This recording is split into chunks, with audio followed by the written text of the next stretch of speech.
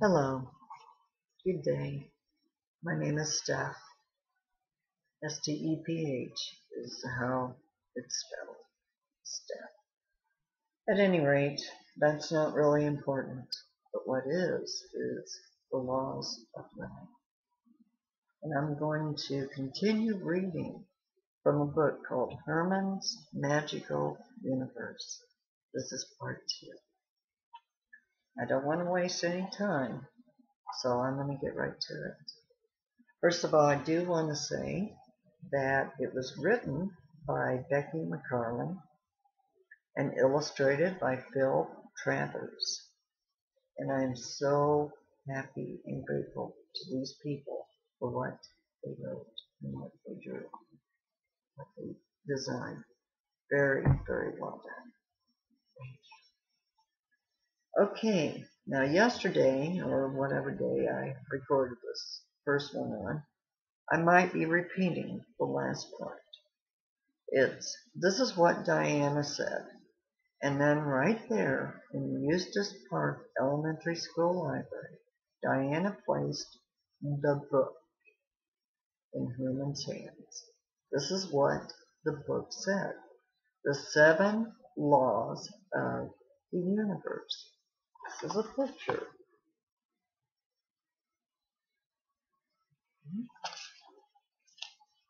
Now if we remember, Herman is a little boy who's been looking for special. The universe is a 7 system. The great celestial parents created everything in our world. People, porcupines, and petunias. According to the same 7 laws. This may seem surprising, considering all the differences in the world. But there really are only 7. It helps to know the laws, because when things aren't going right for us, we can figure out which law we're out of harmony with, and then correct our course. When we get back in harmony with the 7 laws the great celestial parents gave us, then our lives are easier than ever. It doesn't matter if you're a Buddhist or a Baptist, the 7 laws work for us all. And just like gravity, it doesn't matter if we work with the laws or against them. The laws still operate. The first thing to remember before you begin to use the laws is that each of the laws is an expression of one energy. In other words, the whole universe is made of energy. Everything is made of the same particles. Everything. Puppy's ears are made of the same stuff that spaghetti is made of, energy. And your big toe is made of the same thing stars are made of, the same energy. So the 7 laws tell us how this energy works in our universe. Turning the page, and there's our next picture. Oops, let's bring her over here. Okay. The first law teaches us that energy is always changing. That's the first law. Energy is always changing. Okay? The only thing in the universe that never changes is that energy is always changing. Energy never sits still. It's always changing from one form to another form. A great scientist, you may have heard of him, Einstein, put it like this. He said, energy can neither be created nor destroyed. It simply changes form. And that is a direct quote. An acorn is a seed that grows up to become a great oak tree. The energy changes from being an acorn to being a tree. The leaves are green, then turn brown and fall off to eventually become the soil beneath the tree. See how the energy has changed form?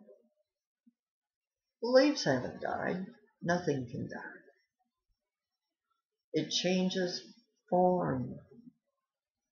This is what people do too. No one ever really dies. They just change from one form to another form. What do you think the form looks like that we have after this one? I think it's bright and sparkly, like a light. What do you think? I agree, personally. What other things can you think of that change form? Now, again, the first rule. Energy is always changing. Now, here's Herman. He's doing a little test and we're going to read about it. The second law says that all things are relative. This law can cheer you up fast. For example, if you stubbed your toe, you could whine and complain, or you could apply the law of relativity and realize that if you had broken your leg, that would be much more terrible. So a stubbed toe wouldn't be so bad anymore if you looked at it that way. And a broken leg wouldn't be so bad compared to something else. So any situation is relative to any other situation in this way. You can always find a situation that's better or worse than the one you're in right now. You can look at the one that's better to see where you might be, and you can look at the one that's worse to see where you might be. All things are relative.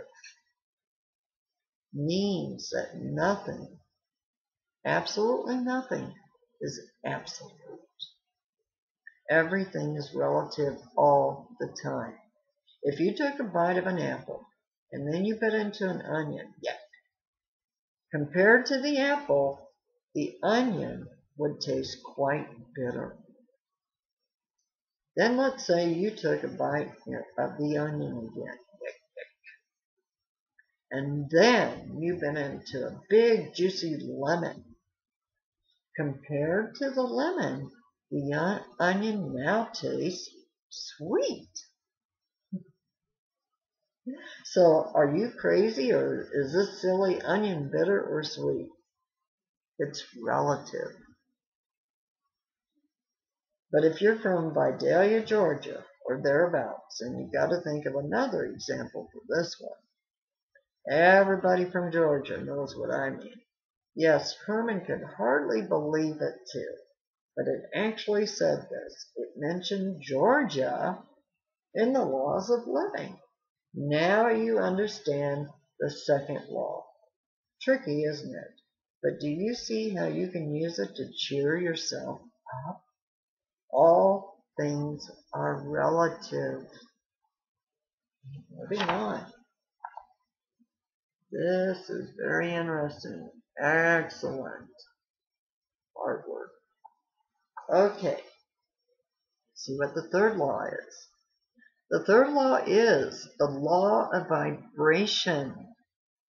This law tells us that energy vibrates or wiggles all the time. Just like you when you were 2. The faster it wiggles and or vibrates, the more powerful it is. Ask whoever tried to put on your socks when you were 2. Lasers, X-rays, and gamma rays, which vibrate very fast, can go right through rocks. But guess what the most powerful vibration is? Your thoughts. And one thought that is positive or happy is 10,000 times more powerful than any negative or unhappy thought. And the more positive we are, or the more positive things we choose to think with our thoughts, the higher our vibration becomes, and then the more powerful we become. How powerful do you feel when you are angry? How powerful do you feel when you're loving?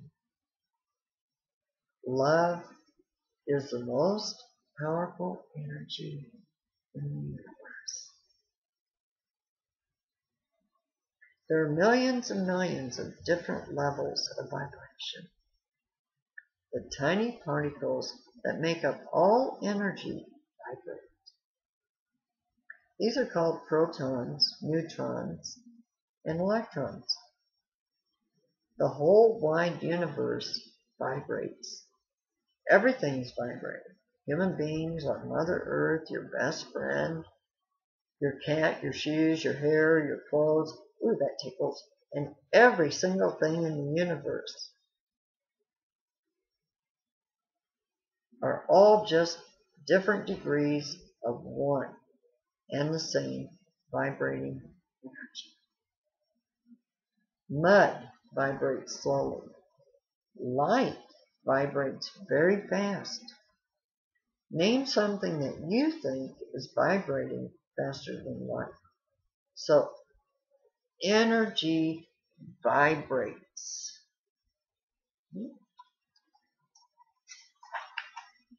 And the fourth law, if we have time, the fourth law is the law of polarity. This law means that everything has its opposite. The North Pole and the South Pole are opposite ends of one Earth. Hot and cold are opposites of one thing, temperature. Understanding the law of polarity makes you magically able to turn a negative feeling like fear into a positive opposite, faith. You can do this with any feeling that feels bad to you. Just find its positive opposite and you have changed your polarity. Doesn't it feel better? Name all the opposites you can think of. Do you see how they are all just different degrees of one and the same energy? Like this. Big and little are different poles of one and the same thing. Size.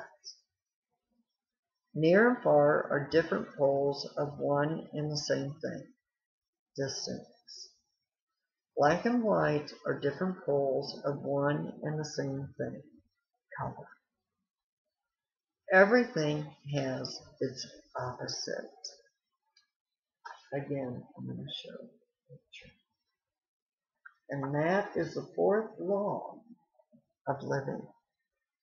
Now, some artists might disagree about black and white being colors, but you get the point.